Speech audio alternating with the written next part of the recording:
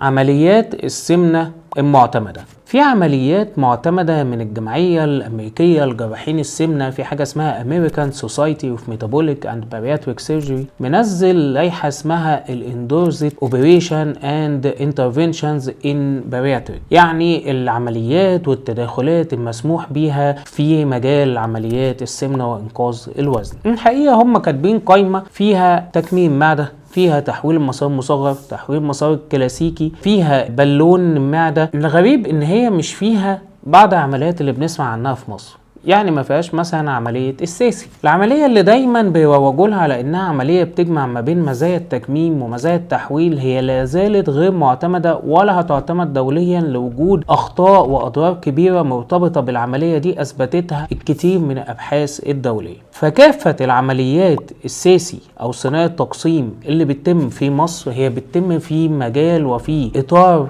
بحثي. علشان العملية تتعمل في إطار بحثي لازم حضرتك تمضي على حاجة اسمها الموافقة المستنيرة. الموافقة المستنيرة دي بتكون موافقة مكتوب فيها إن أنت عارف إن أنت قيد البحث والدراسة، وإن إحنا هنجرب فيك، وإن أنت ممكن يحصل لك مشاكل نتيجة لتجربتنا دي، وإن إحنا هناخد اسمك وصورتك وبياناتك وتحاليلك وفيديوهاتك وهنحولها لمادة للدراسة وللبحث، وان انت عارف ده وموافق عليه وملكش اي حقوق لو حصل لك اي مشكلة. فهل اللي بيجي يعمل ساسي في مصر هو مضى على اقرار بالشكل ده؟ الاجابة هي لا. طب هل لو في ابحاث هتتعمل على المرضى دول، فهل الابحاث دي واخدة موافقة أخلاقيات البحث العلمي واللجان بتاعتها في الجامعات والمعاهد البحثية المختلفة؟ الإجابة طبعا لا. طيب بلاقي بعض الناس بتسأل والدولة فين ودور نقابة أطباء فين؟ الحقيقة هو حضرتك مش دور نقابة أطباء إنها تمشي في الشارع تجري ورا الدكاترة، هو دور وزارة الصحة، بس وزارة الصحة في النهاية إمكانياتها مش كبيرة إن هي تفضل تروح كل قرية وكل بلد وكل مركز وكل مستشفى وكل عيادة وكل فرع في الطب، وجوه كل فرع فيه تداخل وجوه التداخل فيه تداخل، وتشوف القوائم إيه مسموح وإيه مش مسموح. في آخر ما عندهمش منبر، ما عندهمش عدد كافي من الموظفين، عدد كافي من الدكاترة، عدد كافي من المفتشين، ما عندهمش راس مال كفاية عشان يجروا الناس دي. فهيظل في الآخر الموضوع مرمي في ملعبك أنت كمريض،